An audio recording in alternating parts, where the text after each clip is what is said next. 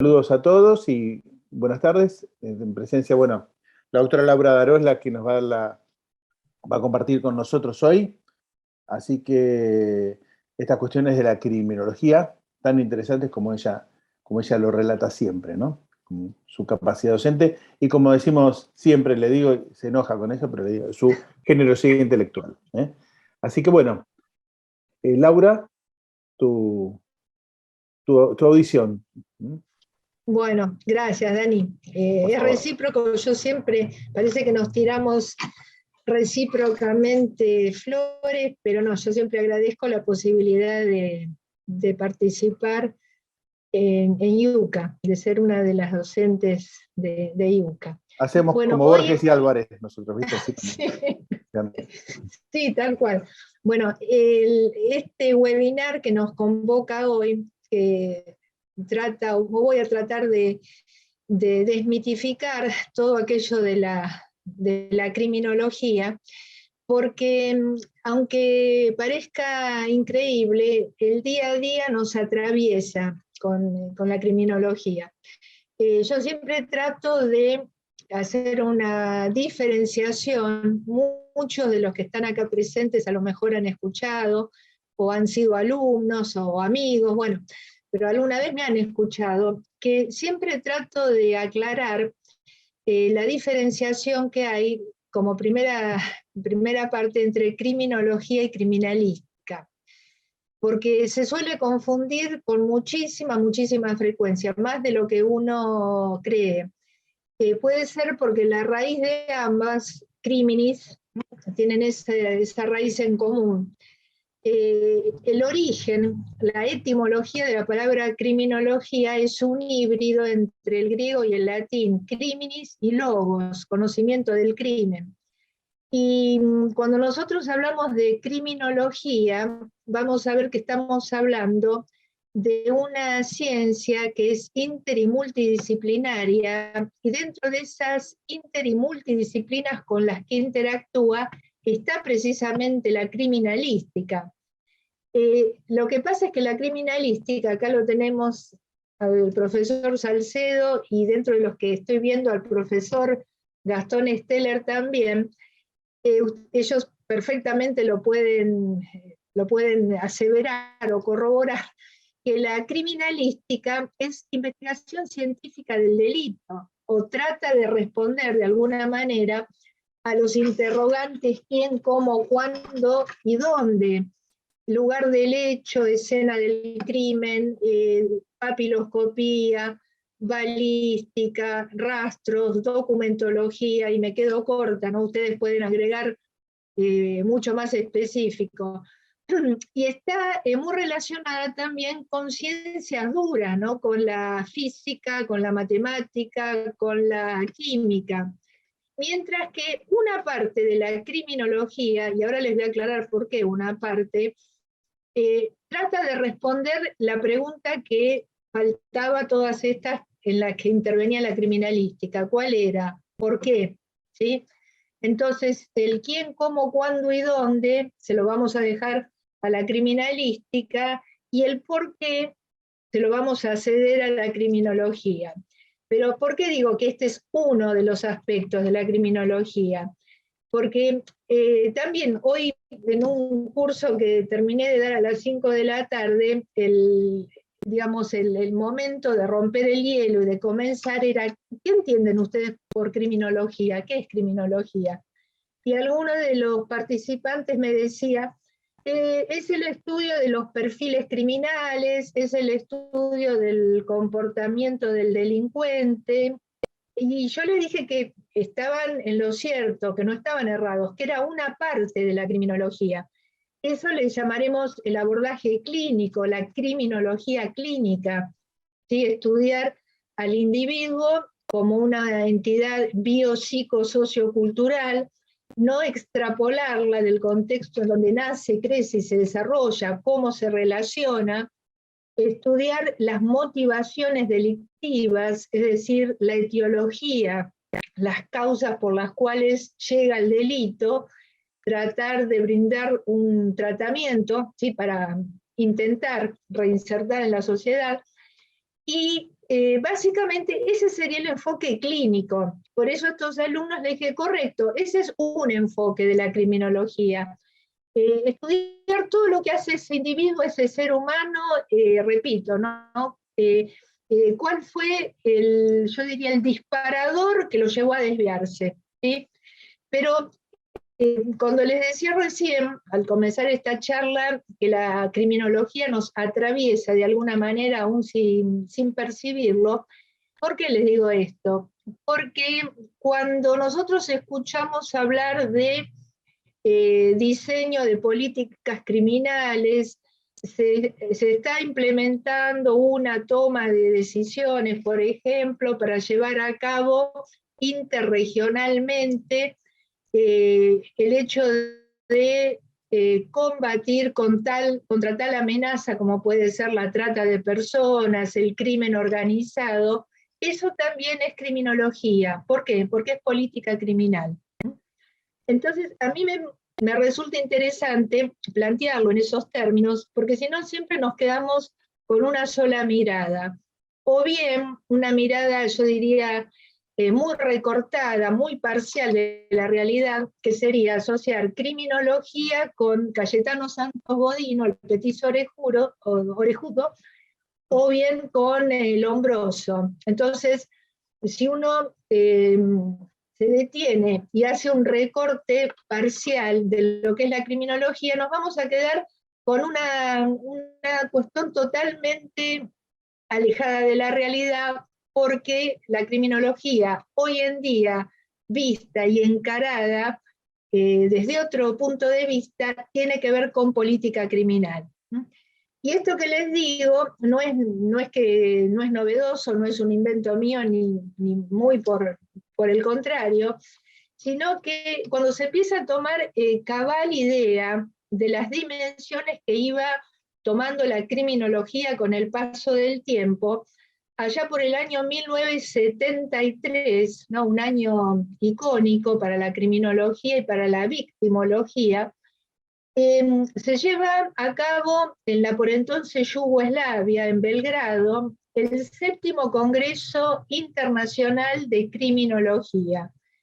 Y una de las temáticas que se abordan precisamente es esto que les decía yo.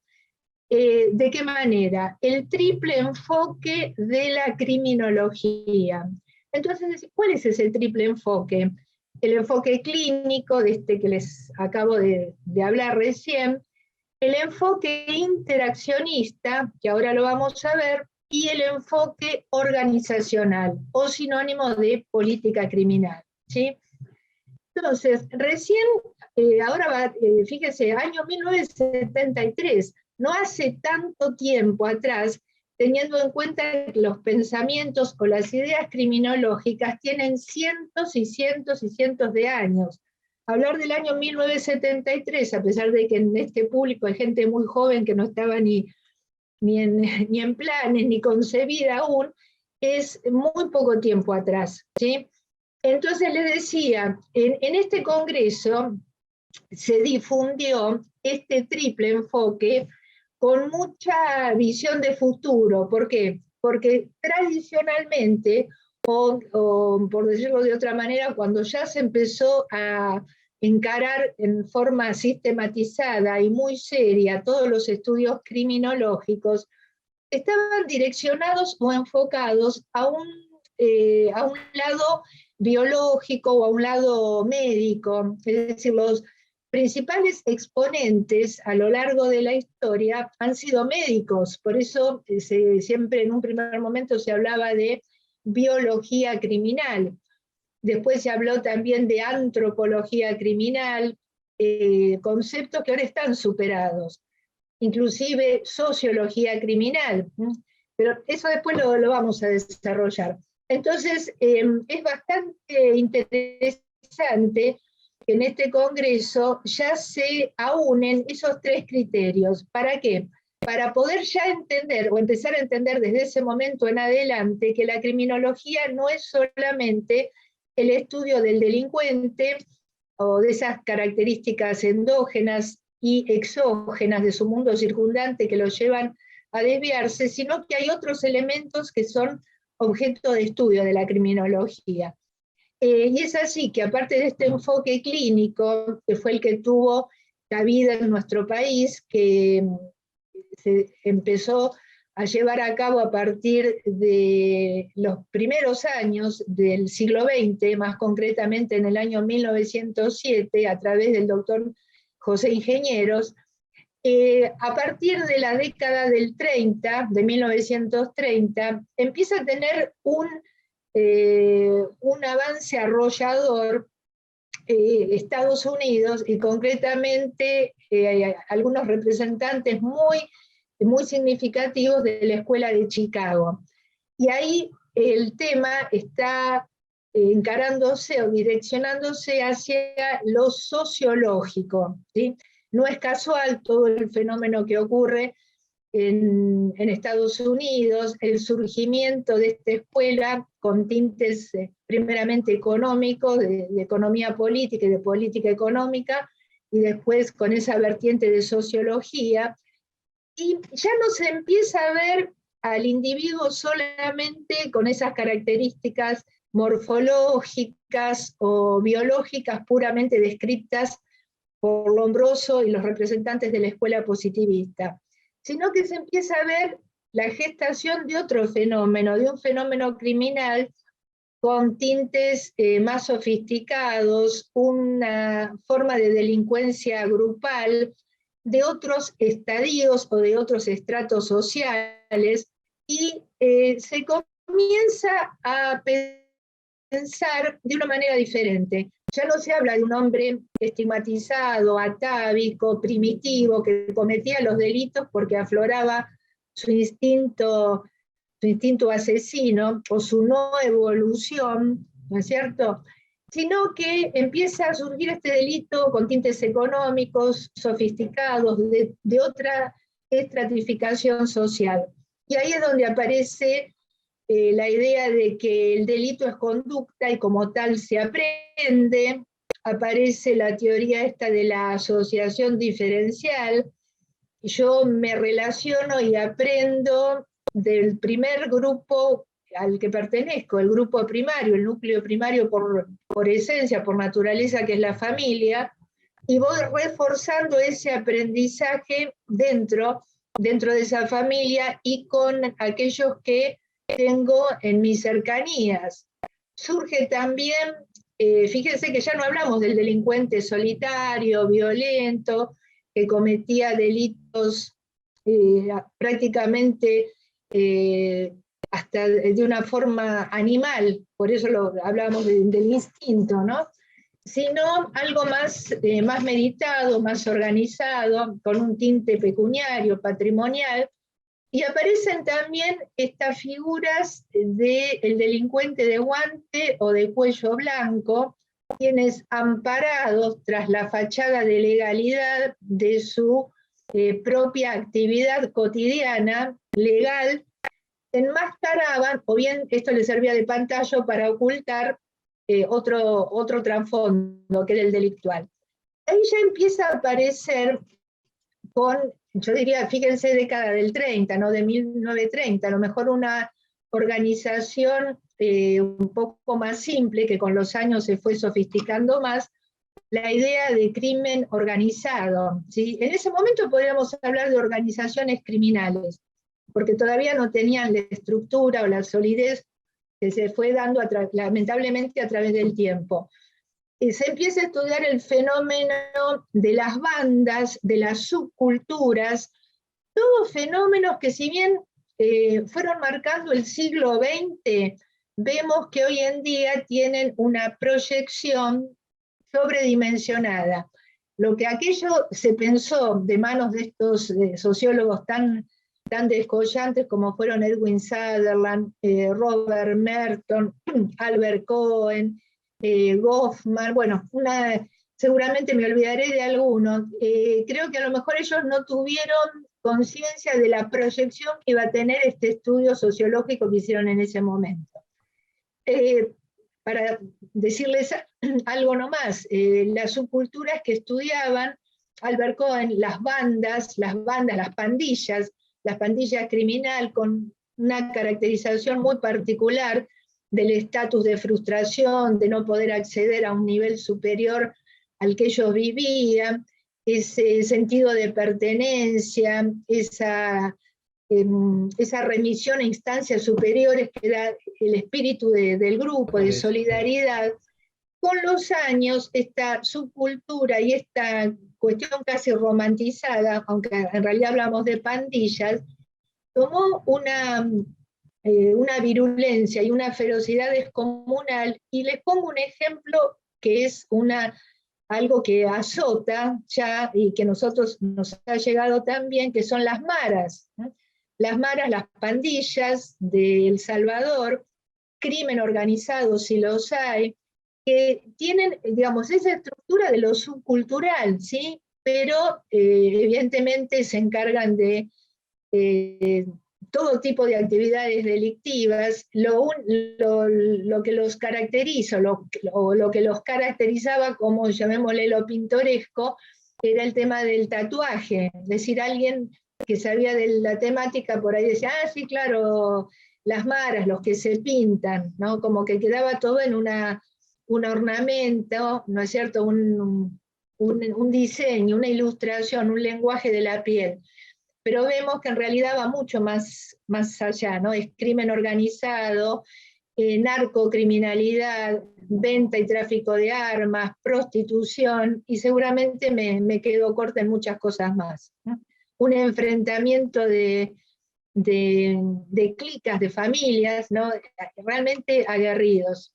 Y pasando por ya les digo, este recorrido de lo que sería esa criminología interaccionista, trata, repito, de focalizarse en el individuo interactuando grupalmente de diferentes maneras, ¿no? Y también cómo la sociedad etiqueta, rotula o estigmatiza al individuo. De ahí la otra teoría también muy relevante de la época, que fue la teoría del etiquetamiento o de la rotulación, que aún hoy tiene evidentemente muchísima aplicación, porque lo vemos a diario, ¿no? Con el tema de lo rotularon, lo etiquetaron o lo estigmatizaron. El concepto de estigma como una característica negativa, hoy en día efectivamente vemos que eso ocurre. Y pasamos también dentro de este recorrido, fíjense que son todas posturas que van, o todos pensamientos que se desarrollaron y fueron estudiando las características y las problemáticas que se iban dando, concretamente era en Estados Unidos, pero que tenían una proyección europea. Cuando hablamos de Merton con la anomia, como el conflicto que se daba en el ser norteamericano, esa sociedad donde aparecía como la mayor aspiración social y cultural era el dinero, la familia típica, la casa, la hija, el hijo, el perro y el vehículo. El conflicto que se daba entre los medios materiales para acceder a esos medios culturales. Y ahí aparecía también esta figura del ser anómico, ¿no? Entonces, muy interesante todo esto, pero fíjense, siempre estudiado desde el punto de vista social, no el individuo que se desviaba solitariamente, por llamarlo de alguna manera. Atravesamos distintas teorías, algunas más moderadas, hasta llegar a una que particularmente tiene características extremas. ¿Cuál es la llamada criminología crítica, marxista o bien abolicionista? Fíjense que hasta ahora en este brevísimo recorrido yo les fui marcando algunas de las teorías y los conceptos que plantean, ¿verdad? Pero llegamos a esta otra, que yo casi la pondría en el final de este enfoque interaccionista, que niega el sistema penal directamente, niega el sistema penal, niega los códigos penales como sancionatorios, niega las fuerzas de seguridad, niega la institución cárcel, y elaboran una frase que es muy particular, ¿no? Y nos puede llamar a la reflexión. Una frase que dice algo así como: el mal llamado delincuente no es otra cosa que una pobre víctima de la sociedad capitalista burguesa, ¿sí? Si uno trata de entender este concepto, se podría llegar, yo no lo comparto, lo aclaro, pero se podría llegar a entender si lo relacionamos con delitos contra la propiedad. Perdón, no sé, ¿alguien estaba preguntando algo o está abierto el micrófono? No. Ah, bueno. Pero esta postura, que ya les digo, es extrema, hace agua o no puede, con fundamentos sólidos, justificar delitos contra las personas, concretamente delitos tales como homicidio, delitos de índole sexual, lesiones, porque ahí ¿dónde entraría a jugar la pobre víctima de la sociedad, el mal llamado delincuente? ¿No? Y lo triste o lo lamentable es que son teorías, estas, ¿no? O autores, que tienen bastante predicamento, porque desde lo teórico lucen realmente muy ambulosas, con mucha justificación, yo diría abstracta, pero en la práctica son de aplicación prácticamente imposible.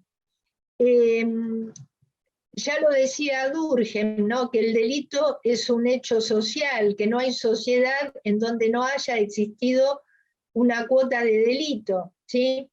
Pero si nos ponemos o nos posicionamos en esta postura extrema, las cárceles no sirven, no hay que aplicar penas, los ordenadores simbólicos, que son los códigos penales, no sirven, no hay castigo y no hay reprobación a determinadas conductas. Entonces, en eso... Perdón, sí. No sé si están preguntando algo acá el señor No, hay un Juan micrófono abierto, ahora me fijo a ver si puedo utilizarlo. Claro, lo que no sé es si está preguntando algo o se distorsiona, porque a mí me llega todo distorsionado. No sé si es No, por nos el llega micrófono. distorsionado. Les pido sí que lo que hacemos para ordenarnos, les digo, escriban las preguntas y después al final las leemos y las contestamos todas. Las va a contestar Laura Daró, no yo, ¿no? Así que no hay ningún problema. Escriban las Bueno, preguntas perfecto. en el chat y yo después las leo y las contestamos todas al final. Perfecto. No, lo que les decía entonces, que este pensamiento o esta postura realmente es muy difícil de aplicación, porque ¿qué hacemos con individuos que llevan a cabo delitos, ya les digo, de esta naturaleza, si los enfocamos en pobres víctimas de la sociedad? ¿A qué me refiero con esto? Que esta postura de la criminología crítica no ve al llamado desviado, infractor, protagonista o delincuente como tal, sino lo ve como víctima. Entonces, la víctima real del hecho, del delito, pasa a un segundo plano, queda desdibujada, porque el foco de atención está puesto en lo que nosotros entendemos como victimario, como delincuente, como infractor, y no en la víctima.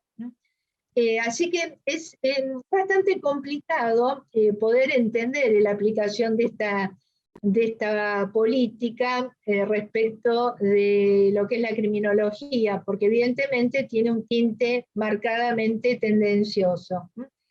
Y siguiendo con todo este enfoque que yo les decía interaccionista, aparece también la teoría de las ventanas rotas, como contrapartida, la teoría de la tolerancia cero, la teoría de las áreas delincuenciales. Fíjense que todas estas que voy nombrando hacia el pasar, aparece el factor social y aparecería, yo diría, la sociología criminal, es decir, el crimen como un fenómeno social, ¿sí? Voy a tomar un poquito de agua porque me estoy quedando...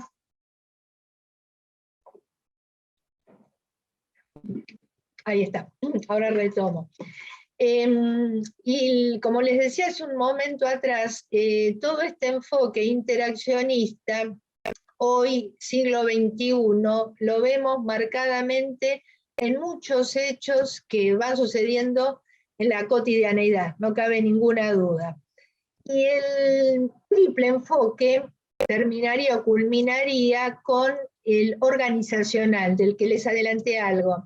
Criminología organizacional, técnicamente hablando, es la forma en que la debemos llamar, o comúnmente, no vulgar, porque no es una designación vulgar, coloquialmente, política criminal.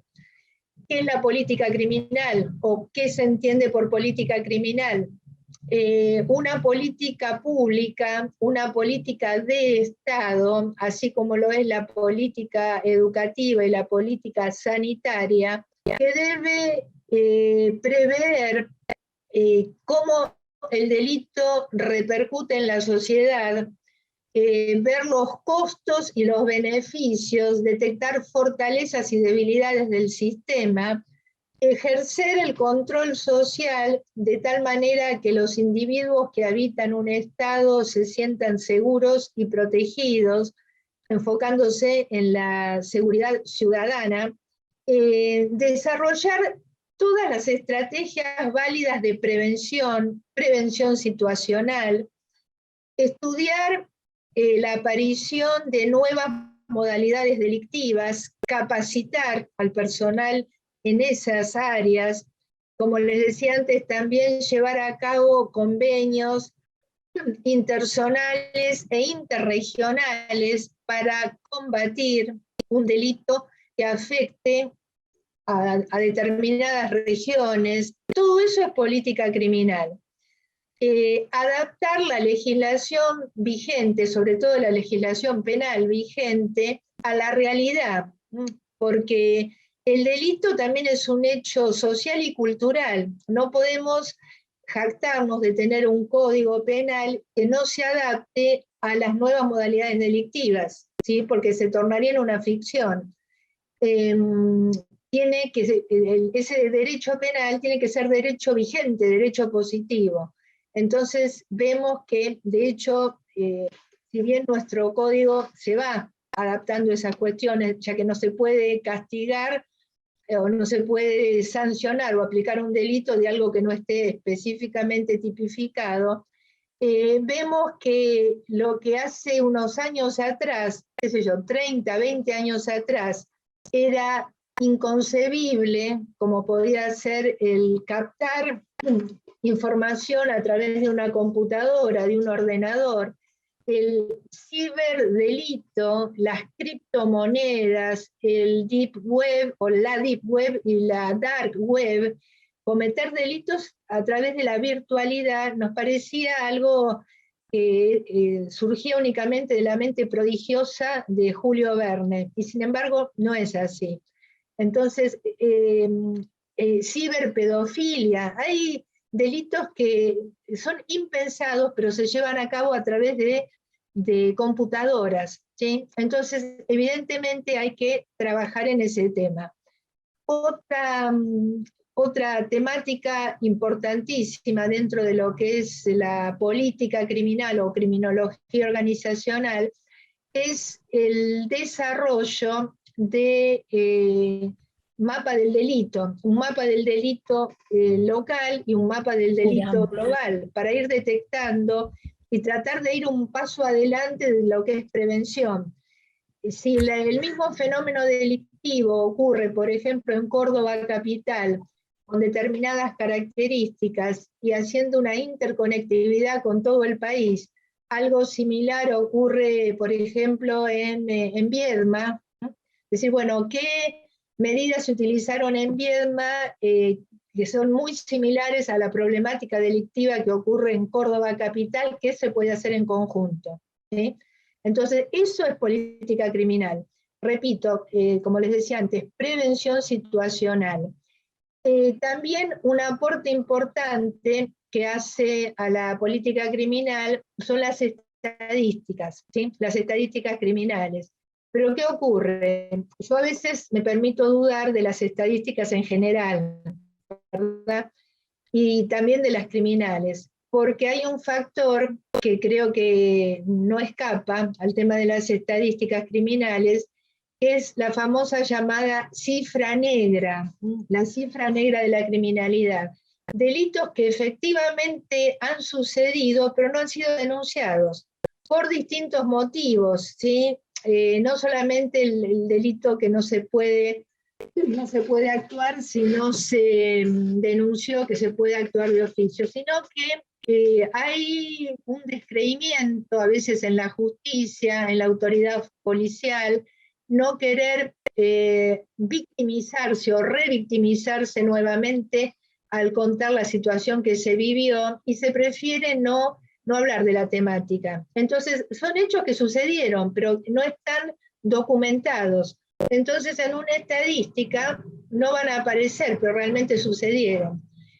Por eso, una forma de paliar o de tratar de llegar a buen puerto con respuestas más eficaces o respuestas más válidas es algo así como el contraste, diría yo, de esta parte de las estadísticas criminales que pueden fallar por falta de, ya les digo, de denuncia, son las encuestas de victimización, ¿sí?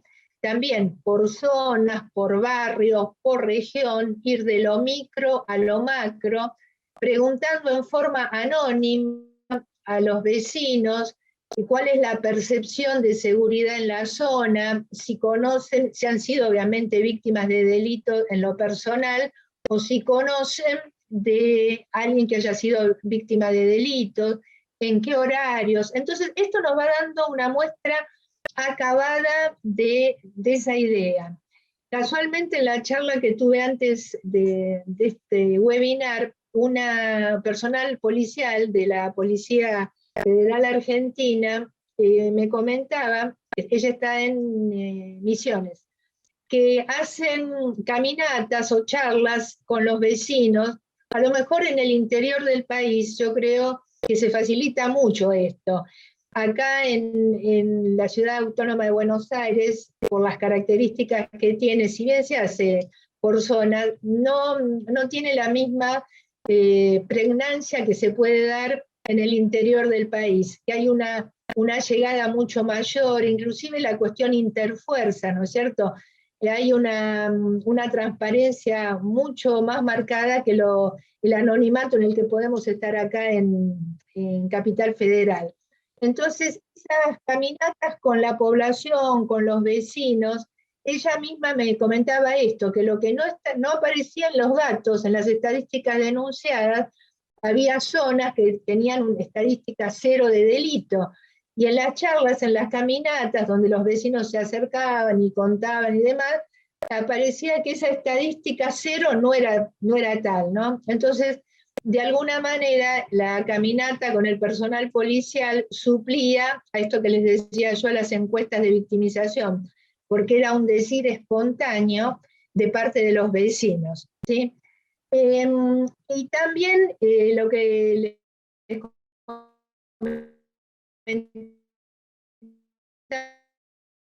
antes era la imposición de población. Eso, concientización, ¿para qué?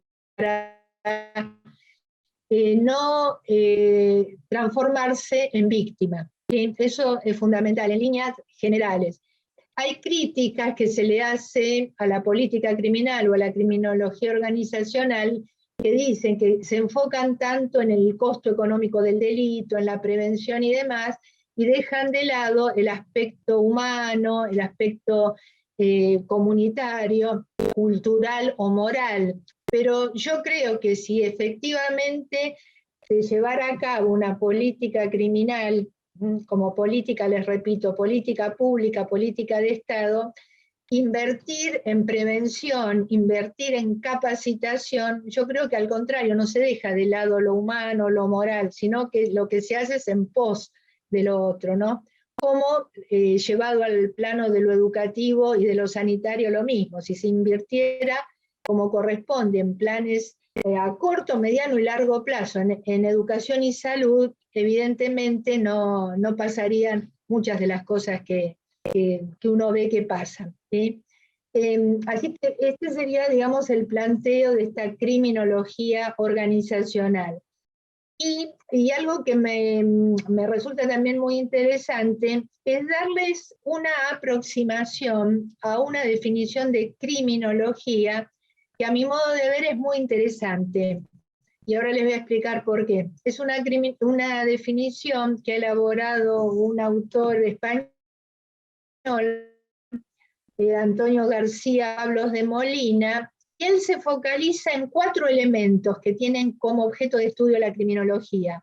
Parte de la idea de que la criminología es una ciencia, es inter y multidisciplinaria, como yo ya les dije hace un ratito, y él dice que se ocupa del estudio del infractor, el infractor interpretándolo como desviado social, delincuente o protagonista, según la postura que adoptemos, del delito de esa infracción penal, porque se utilizan términos un poco más suaves, de la víctima y del control social. Fíjense que decodificados estos 4 elementos sería delito, delincuente, víctima y control social. ¿Por qué es interesante esta definición? Porque a lo largo del tiempo encontramos montones de definiciones que son correctas, pero hay que situarlas en el momento propicio, cultural, sociopolítico, cultural. Cada una tiene la impronta del autor o de la formación o del profesionalismo del autor que la esbozó, ¿sí? Pero esta es muy importante, o a mi modo de ver es la más abarcativa del fenómeno actual de la criminología. Aparece el elemento que complementa al victimario, al delincuente, al infractor, que es la víctima, ¿sí? Y aparece el control social como la 4ª pata de esa mesa, es el poder del Estado para promocionar acciones para que actúen los individuos, para protegerlos, para velar por todo, es decir, que no haya un Estado ausente, esa es la idea. Y él en esta definición dice que esta ciencia inter y multidisciplinaria que se encarga de estudiar estos 4 elementos que les nombré, desde el punto de vista del fenómeno individual y también como un fenómeno grupal o un fenómeno social. La elaboración de programas eficaces que tiendan a la reinserción de esa persona que se desvió. Palabras más, palabras menos, porque Pablo de Molina utiliza la palabra del hombre delincuente. Entonces se le ha criticado mucho, si bien es muy moderna y muy abarcativa la definición, a lo mejor el poco feliz momento de poner el hombre delincuente, quienes quieren denostarlo, dicen, claro, es lombrosiano, ya no se está hablando del hombre delincuente. Bueno, no es así, yo creo que lo quiso hacer en forma genérica, pero evidentemente siempre hay quien quiere buscarle la 6ª o la 8ª pata al gato, ¿no es cierto? Pero lo que yo rescato de esta definición es que aparte de delincuente y delito ensamblados, ¿no es cierto?, como un todo, aparece la figura de la víctima. Y cuando yo les hablaba al comienzo de esta charla del año 73, como un año emblemático, aparte de este congreso, se lleva a cabo en el mismo año 1973 el primer simposio internacional sobre victimología. ¿Qué significa? No significa para nada que la victimología esté separada o esté escindida de la criminología, no, todo lo contrario.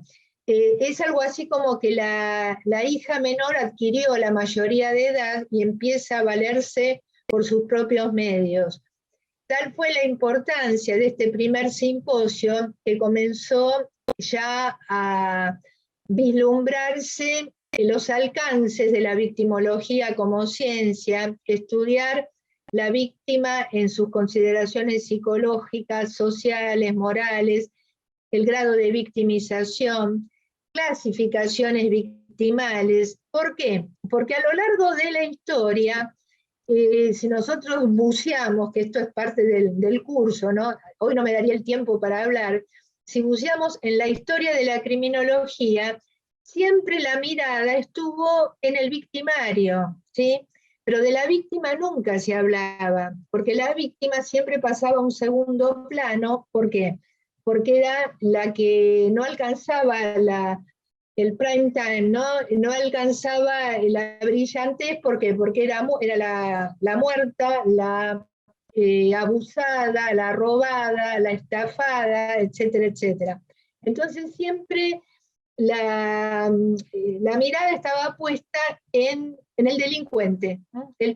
O las motivaciones, las causales, la etiología criminal, la criminogénesis del delito, pero la víctima siempre pasaba a un segundo plano porque era la olvidada.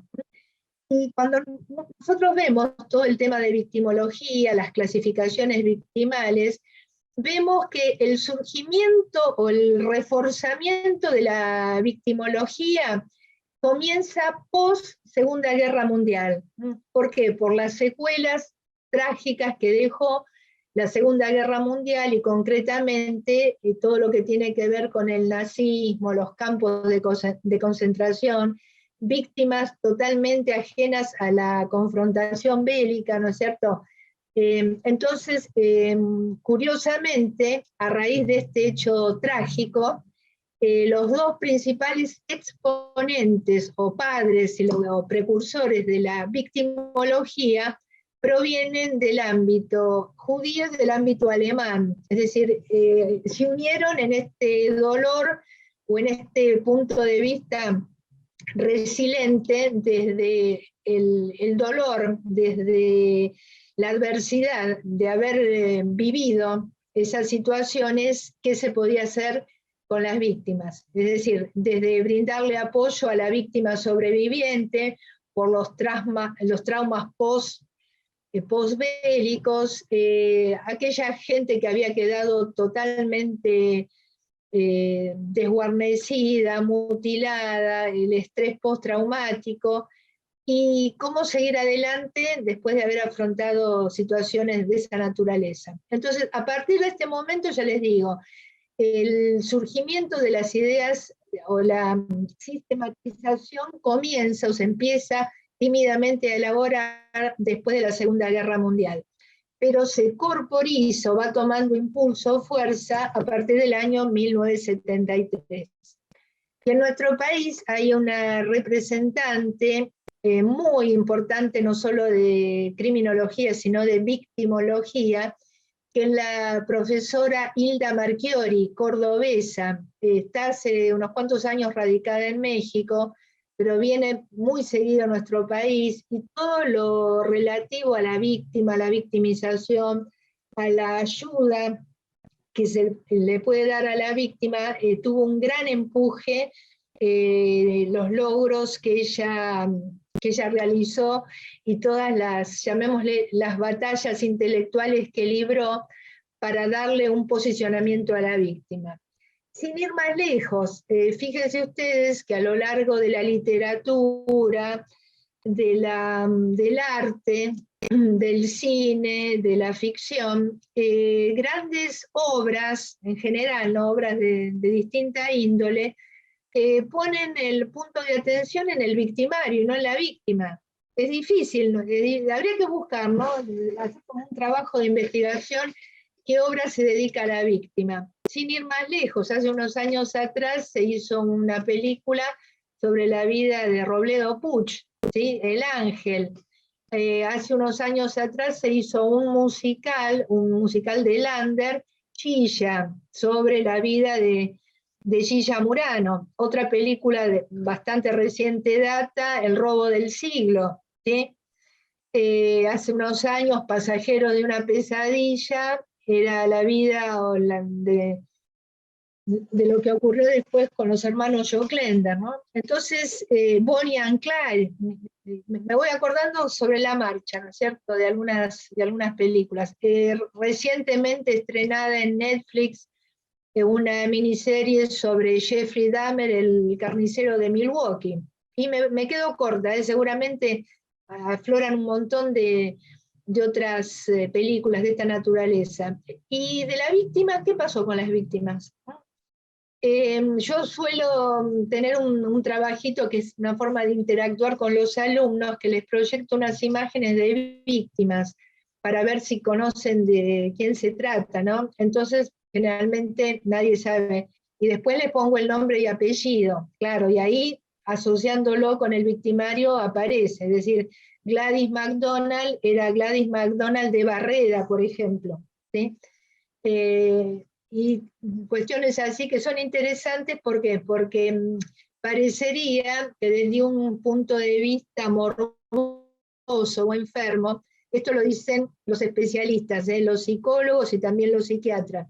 Yo soy abogada, pero es interesante el planteo, que habría como una identificación morbosa con ese personaje protagonista, que sería el delincuente. Yo quiero estar del lado del que ganó, por decirlo de alguna manera, y no del que perdió, ¿sí? Y de hecho también llama muchísimo la atención esas declaraciones de amor, de todo tipo, con connotaciones inclusive eróticas, que le formulan a delincuentes que han llevado a cabo una serie de atrocidades de toda índole, ¿no? Entonces uno se plantea cuán perverso es, o cuán perversa es quien le hace un planteo, una propuesta de esta naturaleza a alguien que cometió hechos espantosos. Entonces, fíjense cómo nos resulta interesante estudiar a la víctima y estudiar al victimario. Ensamblar, si se quiere armónicamente, la figura de ese binomio penal, o también llamado pareja penal. Es decir, no puede haber un delincuente o no puede haber un victimario si no existe por el otro lado la contrapartida, que es la víctima. Y cuando hablábamos de esta definición de criminología, yo les vengo recalcando el tema de la inter y de la multidisciplinariedad. Ya quedó claro que la criminología se relaciona con la criminalística, no cabe duda, con el derecho penal, con el derecho de ejecución penal, con el derecho de procesal penal, con la medicina legal, con la sociología criminal, con la psicología criminal, con la antropología, con las estadísticas. Hoy en día con algo que es muy interesante y nosotros estamos aprendiendo día a día, que son las neurociencias, ¿sí? Y probablemente con la antropología. Probablemente en esta enumeración me olvidé de algo, pero lo que yo quiero resaltar es que la criminología no está por encima de ninguna de ellas, no. Lo que hace es integrar los conocimientos, los saberes que le proporcionan las otras disciplinas para lograr llevar a cabo su propósito, ¿sí? Ya sea desde el enfoque clínico, desde el interaccionista o desde el organizacional. Más que nada, ¿para qué? Porque el enfoque que le puede dar, o el aporte que le puede dar, por ejemplo, la sociología, y concretamente la sociología criminal, es muy importante para ver cómo ese fenómeno de masa es replicado en determinados grupos, cómo actúan de esa manera, cuál es la motivación para actuar así, por ejemplo. El famoso... La famosa dinámica de la patota, ¿no es cierto? Hoy se habla de otro tipo de ataques también que no discriminan edades, ¿no es cierto? Que probablemente el individuo solo no se anime, ¿no es cierto? No se anime, es como la idea esa del hombre masa, solo no se va a animar a llevar a cabo tal, entre comillas, hazaña, pero esa osadía o esa aventura, que no la podemos llamar seriamente aventura, sí lo potencia el hecho de estar en grupo, ¿sí? Entonces, eso es algo muy interesante, porque después nosotros vemos cómo se va dando la dinámica del delito, pero la sociología nos va a aportar algo. El Código Penal, sin lugar a duda, por los tipos penales, ¿no? Pero yo siempre digo que el derecho penal a veces parece transformarse en una ciencia dura o en una ciencia exacta, porque como no, en nuestro ordenamiento no está permitida la analogía, es decir, algo que sea parecido puede ser delito, 2 más 2 es 4, es decir, que el derecho penal es así, es exacto, no admite ninguna interlínea. Y cuando nosotros hablamos de criminología y vemos esas conductas humanas, hay que flexibilizarnos en la mirada, porque el derecho es valorativo, es normativo, es axiológico. Entonces, la criminología toma del derecho penal el hecho concreto del delito cometido, pero lo tiene que analizar en un todo, contextualizarlo, ¿sí? Esa es la razón de ser. Lo mismo, yendo una por una en estas otras disciplinas que ayudan a que la criminología, ya les digo, integre los aportes que cada una de ellas hacen. Tomo un poquito más de agua.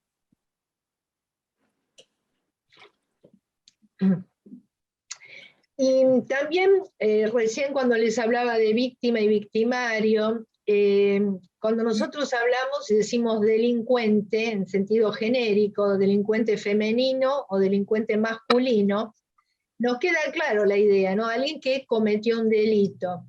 Cuando hoy yo les comentaba de este movimiento, de esta postura abolicionista, marxista, que es la criminología crítica, ellos no nos llaman delincuente, lo llaman protagonista, pero porque la palabra delincuente tiene una carga negativa muy grande.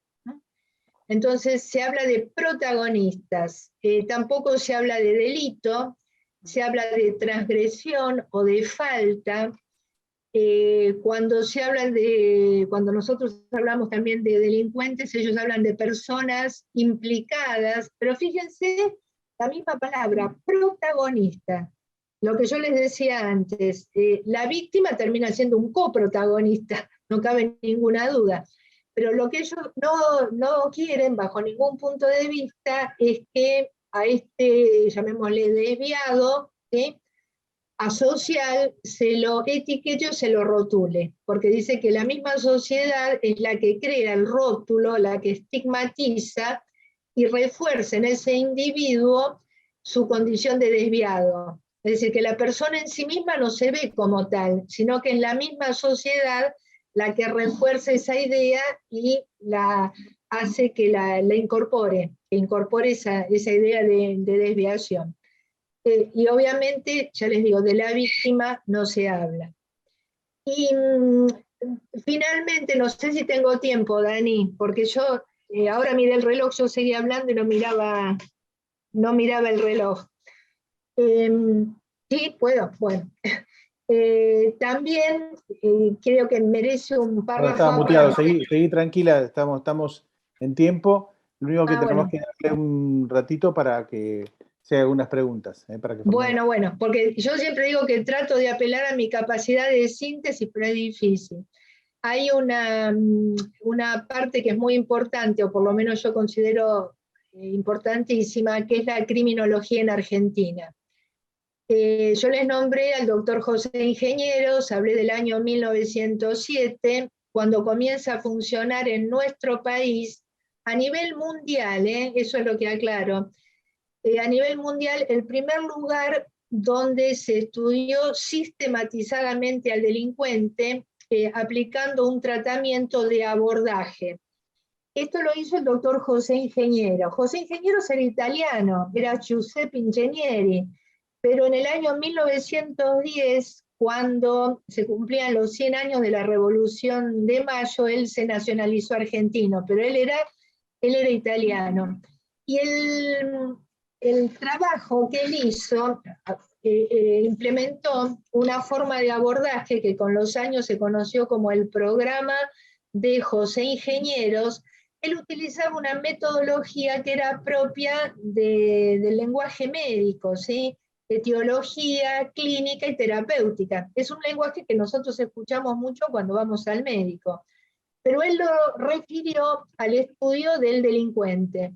Sus trabajos, sus primeros trabajos ya oficialmente los realizó en la Penitenciaría Nacional, en la llamada Oficina de Psicología y Antropometría, en esa época de comienzos en nuestro país de este tipo de estudios. No nos olvidemos que veníamos de un auge tremendo, ¿no es cierto?, de un deslumbramiento a nivel mundial de lo que era el positivismo criminológico, ¿no?, de la mano de Lombroso.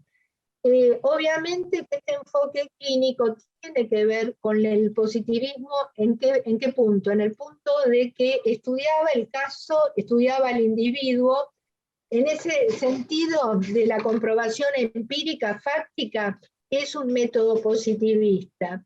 Pero lo que yo siempre aclaro, porque muchas veces directamente se denosta o no se habla de José Ingeniero como si fuera mala palabra, que lo que él implementa fue un tratamiento superador a la idea del Lombroso. ¿Por qué? Porque para Lombroso el hombre delincuente, el hombre, la mujer no era delincuente porque él la consideraba un ser inferior biológicamente, el hombre delincuente era un ser que no había avanzado dentro de esa escala biológica, había quedado estancado, ¿sí? No había evolucionado, pero tampoco involucionado. Por eso las características físicas que describía, la anestesia moral, afectiva, etcétera, etcétera. Y el dibujo que él hacía, el retrato hablado, lo que hoy sería un retrato hablado de la descripción morfológica de un delincuente, era prácticamente un animal que había alcanzado a duras penas la bipedestación, ¿sí? Pero él hablaba de un delincuente nato, atávico, loco moral, es decir, irrecuperable. Ya nacía con ese, hablemos de estigma degenerativo, ¿sí? Pero la mirada del doctor ingeniero fue superadora, porque él no cree en esa cuestión del delincuente nato, sino él habla de etiología, es decir, causas, de clínica criminológica, diagnóstico y de terapéutica criminal, es decir, terapéutica que es tratamiento. Entonces, esto que nos da la pauta del abordaje individual. Él entendía que no existía la delincuencia, sino el delincuente. Había que ver cada caso en particular y en función de eso brindarle el tratamiento que correspondía. Repito, esto se comenzó a hacer en nuestro país de la mano de José Ingenieros a partir del año 1907. Y a lo largo, ya han transcurrido más de 100 años, ¿no es cierto?, de estas 116, creo, ¿no?, si no me falla las cuentas. Ha transcurrido bastante tiempo, 117 años. ¿Y qué es lo que ocurre acá? Uno dice, ¿eso en la práctica se sigue implementando o no? De hecho, en el año 1996 se sanciona la ley 24660, que es la ley de ejecución de la pena privativa de la libertad, complementaria del Código Penal, que derogó a la ley 412 del año 58, que era la ley penitenciaria nacional. Yo esto para ponerlos en tiempo y en espacio. Esta ley penitenciaria nos rigió desde el año 58 hasta el año 96, ¿sí? Bastante tiempo. Y cuando se implementa esta nueva ley, que actualmente ha sufrido unas pequeñas modificaciones, la 24660, uno ve, y a lo largo de su articulado, se habla del tratamiento individual, del programa del tratamiento individual, del abordaje personalizado. Y eso es ni más ni menos que criminología clínica, de la que hablaba José Ingeniero, mal que pese que algunos no quieren hablar de criminología clínica porque la asocian al positivismo lombrosiano como si fuera a hablar de Lucifer o de posesión diabólica, ¿no es cierto? La impronta, el gran paso que dio José Ingeniero fue estudiar, no quedarnos con lo global o con llamémosle la estadística, el número frío, ¿no?, sino ver las implicancias que tenía cada caso en particular para brindar el tratamiento que correspondía a cada caso, ¿sí? Y la idea, a lo mejor la idea peregrina, ayornado obviamente, es recuperar esa esencia que plasmó en su momento José Ingenieros. De hecho, a partir del año 1938 en nuestro país se comenzó a elaborar la historia criminológica, era la historia que se le confeccionaba al interno condenado, donde intervenían todas las áreas de tratamiento. Y otra forma cabal de dar sentido a esto de la inter y multidisciplinariedad. ¿Cuáles son las áreas de tratamiento? El área salud, el área educación, área criminología, asistencia médica, ¿sí? El área también espiritual. Entonces, cada área intervenía en la confección de esa historia criminológica. Se elaboraba, tras finalizar la historia, una génesis de la conducta delictiva para poder encontrar el hilo conductor en esa historia de vida o en ese trayecto de vida y poder precisamente aplicar, como les decía yo, un tratamiento. No un tratamiento estandarizado, ¿no es cierto? Ah, robó, bueno, entonces que va a picar piedras, no, eso queda en lo anecdótico, sino que cada sujeto era, y sigue siendo, seguimos siendo nosotros, yo siempre lo digo, únicos e irrepetibles. Entonces cada uno ameritaba un tratamiento particular o un abordaje pormenorizado, especializado. Yo creo que deberíamos volver a esa idea, ¿sí? Porque en los últimos tiempos ha habido una serie de intervenciones, a mi modo de ver, poco felices, que desnaturalizan esta idea de tratamiento, ¿sí? Es decir, el tratamiento en un marco de seguridad, es decir, no puede haber tratamiento si no hay seguridad, y un respeto dado a través de las normas de trato, ¿sí? El respeto por el otro, por su sola condición de persona. Pero cuando me refiero al otro, es al otro, a la persona, al interno, al delincuente, al protagonista, al infractor, y también al personal que está del otro lado, ¿sí? Es decir, que tiene que ser el respeto por el otro mutuo, sin ninguna duda. Así que yo, no sé, no pierdo las esperanzas de volver a esta forma de actuar para poder conocer un poco más la problemática de ese individuo que cometió el delito y ver las posibilidades, evidentemente, de darle un tratamiento. No quiero decir que esto sea la solución ni la panacea, porque hay sujetos que son impermeables a cualquier tratamiento, a cualquier abordaje. No cabe duda, ¿no? Que el hecho de estar privados de su libertad el tiempo que sea es como un trámite. Y bueno, como ellos mismos dicen, esta vez perdí. En otras oportunidades habían salido airosos y esta vez perdieron, y bueno, es casi la regla del juego, ¿verdad? Pero evidentemente la finalidad que persigue la ley es reinsertar al individuo.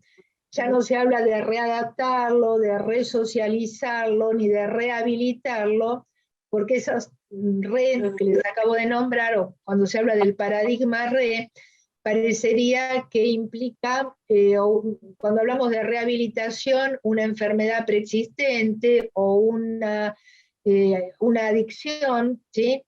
El readaptar a alguien que considera inadaptado y por eso lo readaptamos, también lo estamos prejuzgando. Resocializar, no podemos a alguien que nunca estuvo socializado. Esas son las críticas que se le hacen a estos términos, aunque si nosotros los utilizamos coloquialmente entendemos.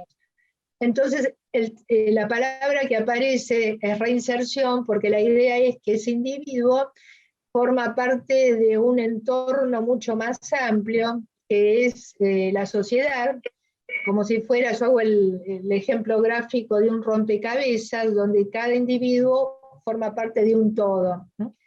Y ese individuo hay que devolverlo a ese gran rompecabezas en el lugar en el que estaba, pero fortalecido, con herramientas para que no se vuelva a desviar. Esa es la idea peregrina, ¿sí? Pero también no podemos dejar de lado que la cárcel, la institución cárcel, ¿no? Reproduce lo que pasa en el afuera y lo potencia también por el tema del encierro. Entonces, muchas veces se intenta o se pretende o se señaliza al personal penitenciario diciendo, bueno, te entregamos a este individuo, hombre o mujer, no hago distinciones, readaptalo, resocializalo, cambialo, transformalo. Y no es fácil transformar a alguien si la persona no quiere transformarse. Y ver todos los años previos de socialización deficitaria, de influencias del medio, externas, y aún las endógenas, que hacen o que hicieron o que confluyeron para transformarlo en ese ser, ¿sí? Entonces, de alguna manera lo que quiero significar es que muchas veces se nos asigna una tarea ciclopia, dificilísima, cuando no siempre se logra. Por fallas humanas, de hecho las hay, somos humanos y somos falibles, pero tampoco el contexto ayuda demasiado, ¿sí?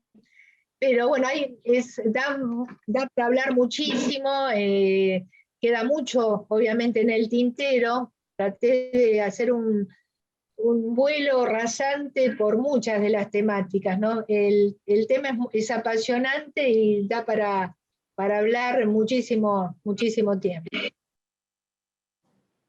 Bien. Laura, hay dos preguntas de acá que quiero formularte, que les hicieron en su momento. Una es de Marcela Pantano, pregunta, si cree usted que la criminología argentina ha logrado la intervención en la readaptación y el tratamiento penitenciario, un poco lo que estabas diciendo recién, ¿no es cierto? Sí. ¿Y qué faltaría para que su desarrollo sea posible si su respuesta es negativa? Y si es positiva, la respuesta donde se observan los resultados. No escuché el final, Dani. No, pregunta si la criminología argentina ha logrado la readaptación en el tratamiento penitenciario y si la pregunta, de acuerdo a si es positiva o negativa, si es negativa, ¿qué faltaría? Y si es positiva, ¿dónde se observan esos resultados positivos, no? Bueno, el tema yo creo que tiene dos vertientes. Por un lado, lo que hablamos de política criminal, ¿no es cierto? Establecer una política criminal coherente que tenga que ver con el quehacer penitenciario, ¿sí? Porque si no, se nos coartan las posibilidades de llevar a cabo un tratamiento. Evidentemente hay otra cuestión puntual que no es menor, que es la actuación de la justicia de ejecución penal. No digo de todos los jueces, ¿no? Porque no quiero generalizar. ¿Por qué? Porque se desconoce, o por lo menos no todo el mundo tiene cabal conocimiento, que lo que ocurre dentro de los establecimientos forma parte de esa dinámica, ¿no es cierto? Pero quien otorga los beneficios es el juez de ejecución penal. Las opiniones vertidas por el órgano colegiado dentro de los establecimientos, que se llama Consejo Correccional, no obliga al juez de ejecución, ¿sí? Entonces, ¿qué significa? No es vinculante. Y hay muchos casos lamentablemente, que no obstante con una opinión por unanimidad negativa de la administración penitenciaria, el juez de ejecución le ha dado un beneficio, que después culminó con la concreción de otro delito, ¿sí? Entonces, esta es una parte que a lo mejor se desconoce. No quiero decir que la readaptación o la reinserción o el RE que querramos utilizar es fabuloso, es maravilloso y que nosotros somos invencibles, ¿no? Porque hay fallas humanas. Pero yo creo que tendría que haber una política criminal coherente. Pongo un ejemplo muy puntual. La confección de la historia criminológica, una de las fojas corresponde a informe psicológico. Estamos hablando de individuos, de personas condenadas. Ese informe psicológico hasta el año pasado siempre lo confeccionó obviamente el profesional psicólogo. Consistía en una entrevista y en la administración de test, ¿sí?, para formular un diagnóstico presuntivo de personalidad. Desde el año pasado se ha acotado esa posibilidad, diciendo que no se le puede preguntar nada al interno porque atenta contra el principio de reserva, el artículo 19 de la Constitución. Entonces, parecería que la figura del psicólogo está totalmente desdibujada del tratamiento. Lo quiero aclarar porque la persona ya está condenada. La condena vino de la autoridad judicial, no de la autoridad penitenciaria, de la autoridad administrativa. Uno no puede ver si la persona va evolucionando, sobre todo con las herramientas que puede tener un psicólogo. Yo no puedo meterme a hablar de lo que hace un psicólogo porque es un tema específico, que no es de mi competencia, pero se le están coartando las posibilidades, por ejemplo, a los psicólogos. Entonces, todo eso es política criminal, ¿sí? Que no haya, ¿cómo decirles de alguna manera?, premios y castigos, ¿sí? Que cuando digo castigos es sanciones negativas, y los premios sanciones positivas, dentro de lo que son las normas, la incorporación de mores, de sanciones, que da lo mismo aquel que tiene 10 de aquel que tiene 5. Fíjense que es algo similar a lo que pasó con la educación. ¿Alcanzó o no alcanzó el objetivo? El 10 es el 10 y el 4 es el 4. Yo creo que a lo mejor soy de otra generación, ¿no? Entonces, imagínense cómo trasladar esa cuestión a lo correccional. Me refiero a lo correccional a quien está privado de su libertad, ¿sí? No sé si respondo a la pregunta que hizo la joven. Sí, perfectamente. Tengo otra más, Laurita, déjame ver que acá la veo. Pregunta, acá está. Si la raptación tiene directamente que ver con salir de la pobreza en la que está inmerso, bueno, no sé, pero básicamente es eso. Es una pregunta para que vos respondas, yo no voy a dar opinión al respecto. Que si la readaptación... Perdón. Sí, Perdón. sí, está. Esa que fue la respuesta que yo di a la pregunta. Está bien, perfecto. De acuerdo. No, pensé que era una pregunta, Alejandro. Gracias. Entonces no la formulamos. Y entonces ahora... Entonces, no es... Y yo creo que va más lejos el tema. Sí, claro. Yo creo que es algo estructural. Fíjense que yo les hablé de educación y les hablé también de salud. Bien. Después, acá, bueno, una de las cosas que dicen acá es, Denise dice, claro, como Ted Bundy, que las mujeres iban al juicio para apoyarlo solo porque era atractivo, y las víctimas quedaban en el olvido, ¿no es cierto? Y después agrega en este contexto, casi una conversación del chat, ¿no es cierto?, donde Florencia Fuentes dice que acá en Santa Cruz hubo un caso de un hombre que mató a su novia y al tiempo se casó con la hermana melliza de la víctima. Me acuerdo. Es complicado, ¿no? Muy complicado estas cosas. Me acuerdo, sí. Fíjense, yo les voy a, un segundo nada más, comparto pantalla de una frase que me parece muy interesante. Acá está. ¿La ven ustedes en este momento? ¿La pueden ver? Sí. Bueno, Sí, se ve. les pido que la lean. Les pido que la lean y después les voy a decir quién la dijo y en qué momento.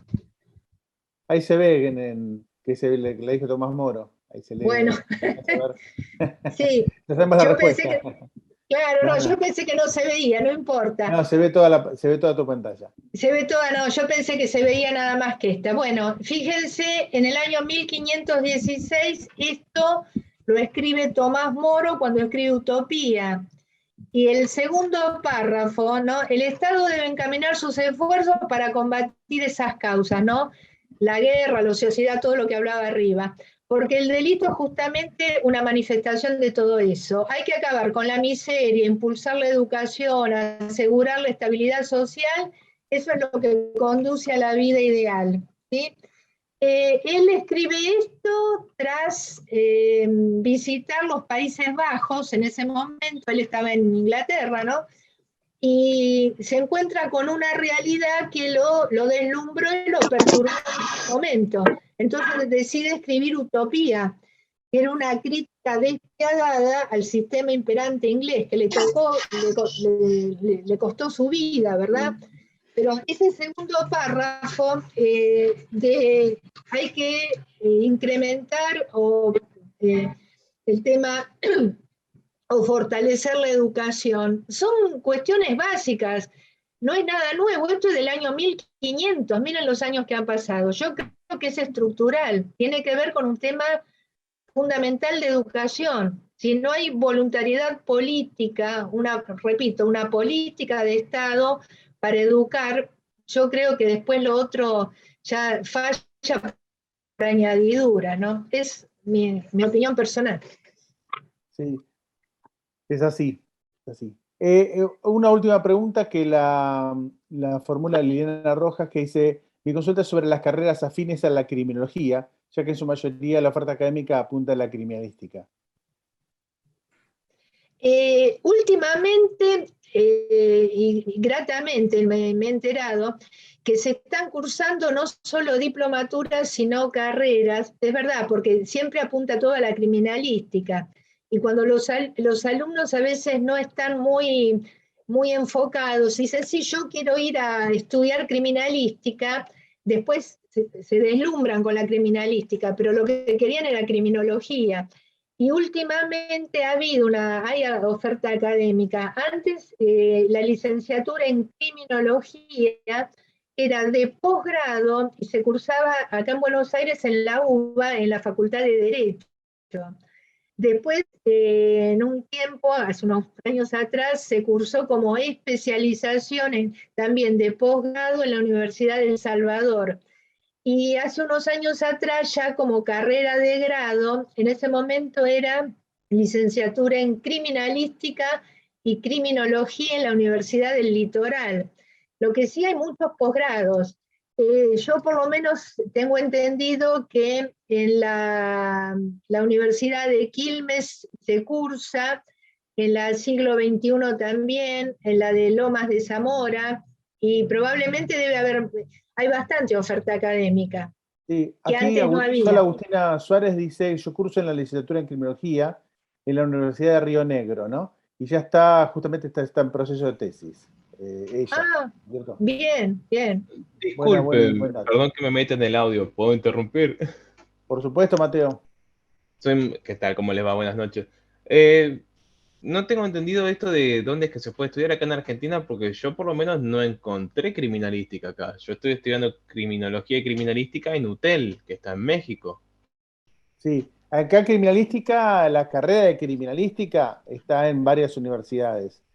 Está en la universidad, bueno, yo estoy en la universidad, justamente dando clases en la Universidad IUCE, que es la Universidad de la Ciudad de Buenos Aires, que acá hay un par de alumnos, de hecho, presentes, que los estoy viendo, y de paso los saludo, Federico, Dayana, no sé si hay más también, es la carrera de la licenciatura en criminalística. La pregunta era por la licenciatura en criminología, ¿no? De paso Ah, le hago está, publicidad porque yo a la carrera mía, ¿no? también me parece correcto. Pero en UTEL por lo menos se estudian las dos en conjunto, porque comprendo que se relacionan también en cierta manera. Sí, cada vez más. Se está abriendo una oferta académica interesante en este sentido y yo creo que eso es muy bueno. ¿Mm? No sabía. Hay Bueno, que gracias por el buscar, dato. no, por favor. ¿Eh? Sí, Bueno, buenas bien. tardes, ¿puedo interrumpir? Sí, Domingo, te escuchamos.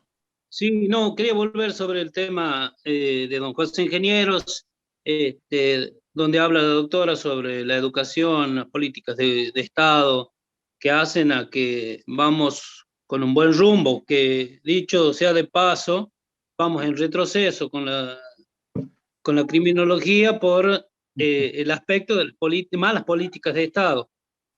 Don José Ingeniero en su libro Hombres Mediocres ya habla sobre este tema, sobre justamente no prepararse en pos del futuro, ¿no? Tal Como cual. la Marcel Proust dice en uno de sus escrituras, dice que si yo cambio, todo cambia, como que dice, aunque nada cambie, si yo cambio, todo cambia. Es decir, que nace todo desde uno mismo, preparándose, educándose y buscando un mejor bienestar. Es así. Yo creo que José Ingeniero fue un adelantado, lo que decía acá el caballero, ¿verdad? El hombre mediocre es un libro que tiene una altura, un vuelo, aún los años que han pasado. Fíjense que él escribe El hombre mediocre, a lo mejor el señor Domingo Guerrero lo sabe, porque José Ingeniero se había postulado para una cátedra en la Universidad de Buenos Aires y tenía todas las posibilidades de ganarla. Y como en ese momento vieron que lamentablemente siempre ha habido dedocracia, ¿no? Se la otorgan a otra persona, y él realmente muy dolido, a raíz de esto, escribe El hombre mediocre, ¿no? Nunca, ni lo insultó, ni lo injurió públicamente, pero yo creo que del dolor o de la impotencia, de la bronca, le surgió escribir esas palabras. La esencia del libro es extraordinaria.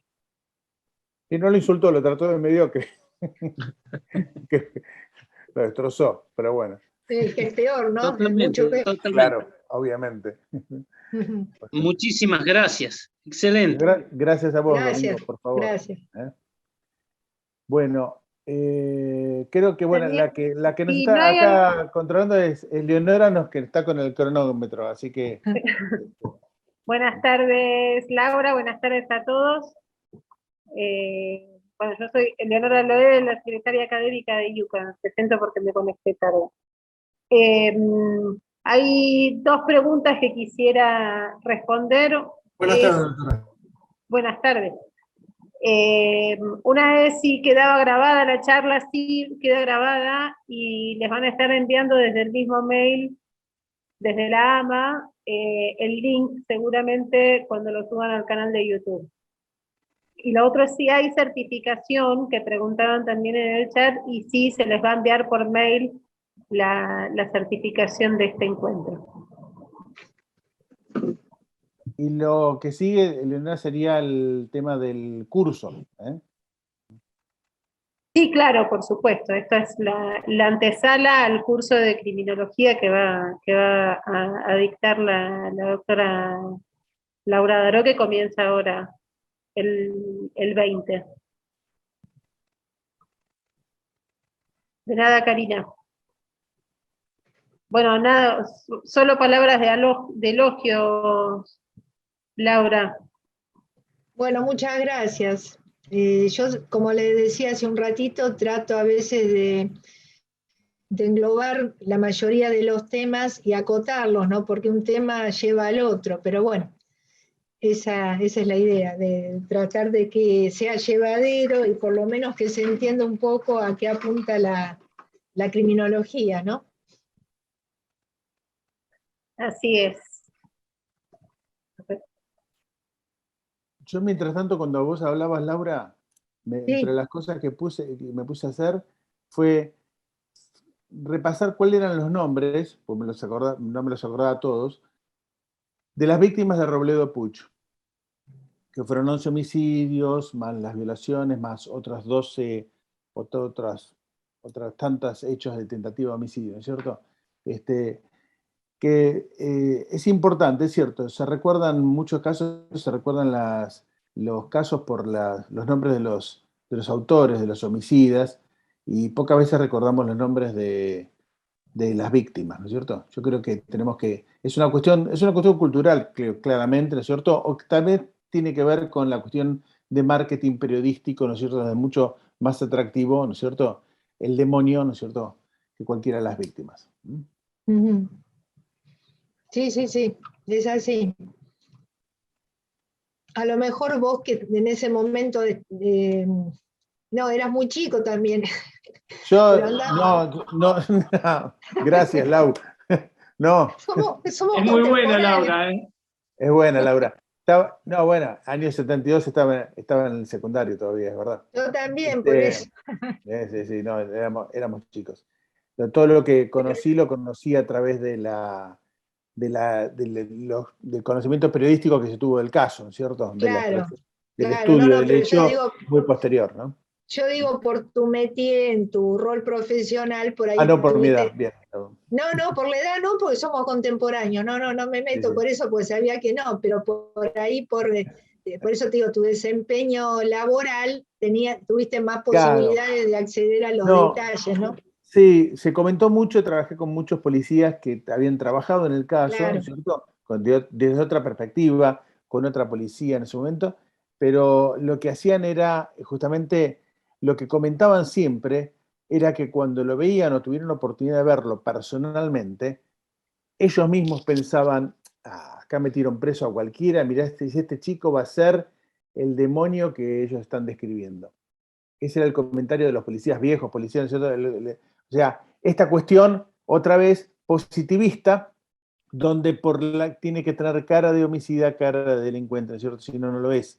Así como todo el mundo quería que Mangieri fuera el autor del homicidio de Ángeles Rawson, cuando en realidad el autor era una persona que no tenía cara de homicida, ¿no es cierto? Y así con muchísimos casos. O sea, el positivismo lo tenemos culturalmente instalado. ¿Sí? Como General Videla, no tenía cara de homicida, pero bueno. Claro, pero pasa con todos los hechos, con todos los hechos. O sea, la cuestión gestual, actitudinal, el gesto, no todos, Santos Godino, de hecho, hoy por hoy sería inimputable porque era esquizofrénico. Así que es otra. Laura Vanessa Alanis, con el doctora, trabajo en búsqueda y rescate con canes. Me especializo en RH. ¿Podría puntualizar criminalística y criminología? Yo creo que en ese punto fundamental, ahí estaría más presente la criminalística, ¿no? Ahora ya en rescates con canes, ahora ya encontrada, digamos, la víctima, ahí podría entrar en juego la criminología, pero básicamente creo que es más algo del área de criminalística. Sí, se estudia desde la odontología forense, que es justamente a través de los canes y demás, y ahora inclusive herramientas informáticas que no es que suplantan, sino que complementan a la búsqueda de víctimas a través de los olores, justamente. ¿No? Es muy interesante el tema, muy amplio también. Bien. Había levantado la mano, la vi a Alicia, recién tenía la mano levantada y ahora no la veo más. Alicia Descarrega. No sé. Bueno. ¿Qué No tal? sé Bueno, Vos que estás más atenta, Eleonora, a las preguntas, ¿alguna pregunta más? Salieron. no sé si me la... Acá está Priscila, no, de Punta Indio. ¿Eh? Hermosa playa que yo iba cuando era chico ahí cerca de La Plata. ¿Eh? Fui contestando, Daniel, porque nos preguntaban por el Perfecto. curso. Perfecto. Entonces les puse en el chat, sí, Alicia Noemí está levantando la mano. Les fui poniendo en el chat, les dejé el link donde está toda la info sobre el curso de criminología. Está el cronograma con los temas que se tocan, está todo en la página de la AMA. Si alguien no puede verlo, por favor me avisa, lo mando nuevamente. Alicia, ¿querés hacer alguna pregunta? No, simplemente aclarar y primero saludarlos, felicitar a Laura en lo particular, porque me une una relación muy afectiva con ella, muchos años de trabajo juntas, y en su momento levanté la mano por esto del curso. O sea, quería aclarar simplemente eso.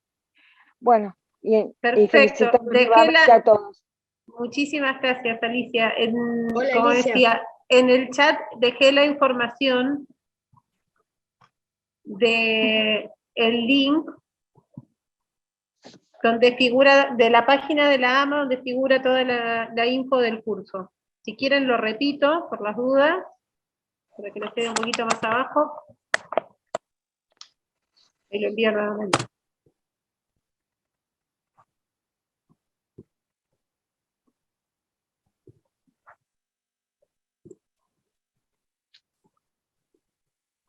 Creo que no hay nadie más con la mano levantada, ¿no? Perdón, pero como son varias pantallas, tengo que ir pasando. ¿Alguien quiere hacer alguna otra consulta? ¿Un comentario? Por supuesto, todo bienvenido.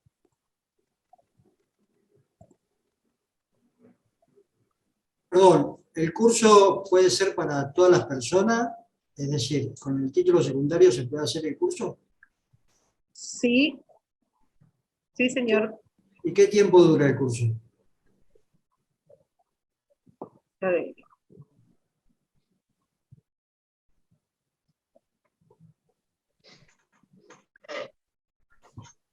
¿Más o menos cuánto dura?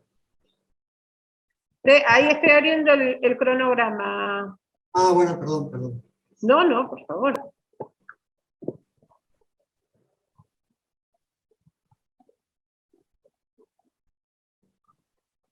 Creo que son 8 clases. Son 6 clases. 6. 6 clases. Claro, Bueno, gracias. por eso no estaba segura. Son 6 clases. Una por semana. Así es. Se van subiendo la modalidad. Es Lo virtual, vamos- ¿verdad? Es virtual. Ah, bien ahí. Eleonora, por ahí sería bueno que les explicaras a todos los participantes cómo es la modalidad, que se va subiendo el material para que quede claro, ¿no? Perdón, Laura, se cortó, no sé si tengo no. yo mal internet, seguramente.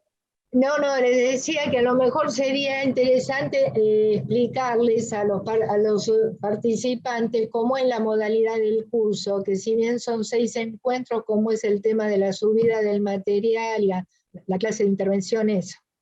Exactamente. Ahí están haciendo algunas preguntas. Verónica, al momento de la inscripción, no piden título médico, pueden llegar a pedir algún título, pero con subir el secundario es suficiente.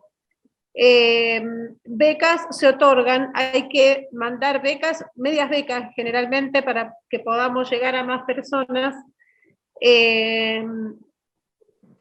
Lo que hacemos es recibir los mails con los pedidos y se otorgan las que llegamos. La modalidad del curso es, las clases de la doctora Daró se encuentran grabadas, y cada una o 2 clases vamos haciendo conferencias en vivo, como esta, de consulta. Nos resulta, ya venimos, el curso sí es pago, Mariana. Nos resultó desde un principio mucho más ameno que las consultas sean en clases así en vivo, porque el feedback entre el profesor y el alumno es mucho mejor, para que no sea solo por escrito. Entonces ustedes tienen ingreso al campus las 24 horas, estamos el licenciado Gastón Steller, que es el coordinador de los cursos, y yo, continuamente pendiente desde el campus, con lo cual si tienen algún inconveniente, alguna consulta, estamos nosotros para responderlas, pero la idea es esa, se suben. Todas las semanas se sube una clase grabada para que ustedes tengan tiempo de verla durante toda la semana, y a la otra semana tenemos estos encuentros en vivo para que la doctora pueda responder todas sus inquietudes. No hay certificado de cursada. Al finalizar el curso se otorga un certificado que han cursado. No hay examen. Sí, Liliana, el curso tiene certificación. Se firma en conjunto con la AMA. Lo firma Yuca en conjunto con la AMA. Por eso tiene Yuca, tiene el aval de la AMA.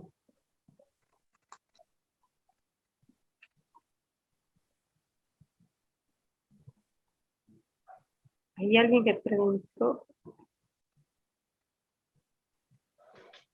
Los módulos, como expliqué recién, se suben las clases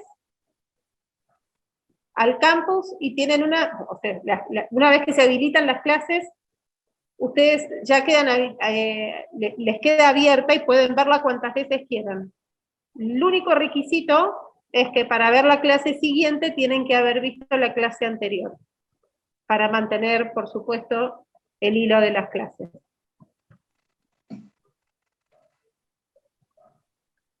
Figura en la página de la AMA. Ya les confirmo el arancel.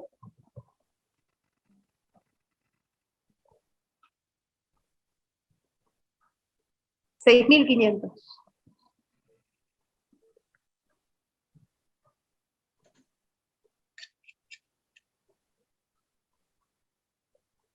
Gracias, Karina. La verdad que sí, Karina comenta que es excelente la organización de los cursos y la modalidad virtual.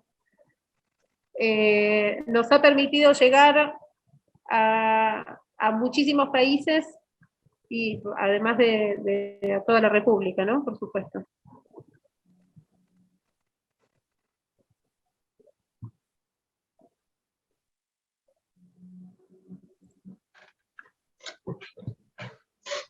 Buenas noches, Sol. ¿Alguien tiene alguna otra consulta con respecto al curso, a la doctora Daró?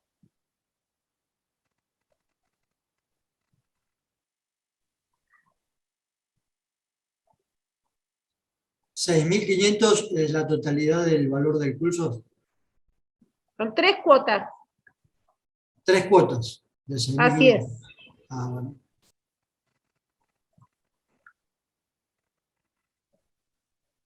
Muchas gracias, Lidia.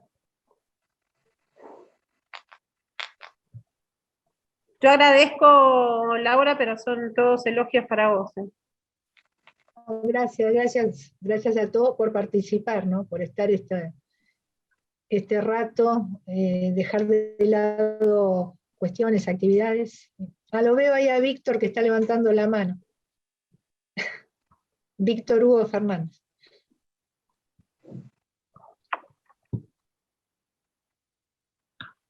Víctor, ¿estás saludando o querés decir algo?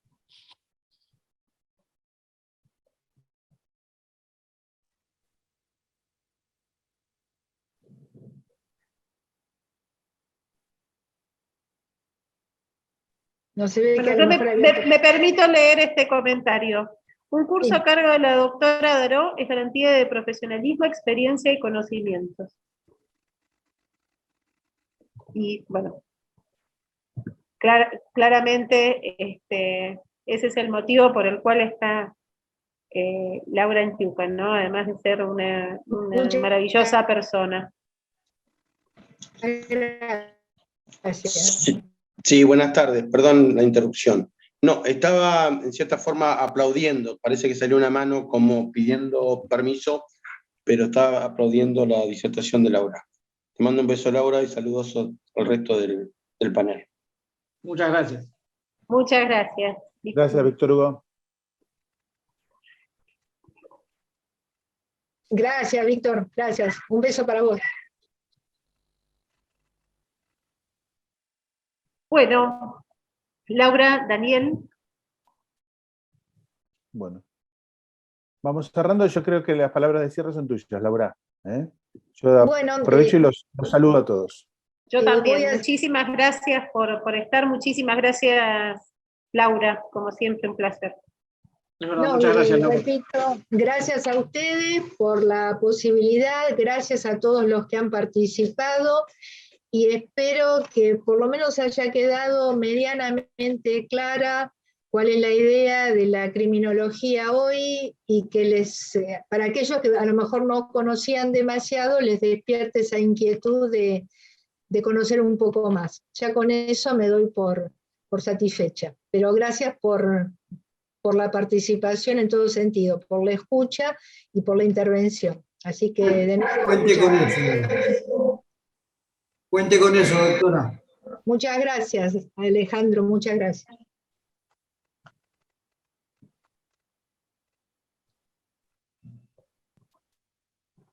Bueno, les Bueno. damos las buenas noches entonces. Muchísimas Buenas gracias noches. a todos. Que descansen, Buenas noches cuídense a todos. mucho. Hasta luego. Hasta luego, gracias. Hasta luego. Muchas Hasta luego, Laura, gracias. nos vemos el jueves. Bueno, hasta luego.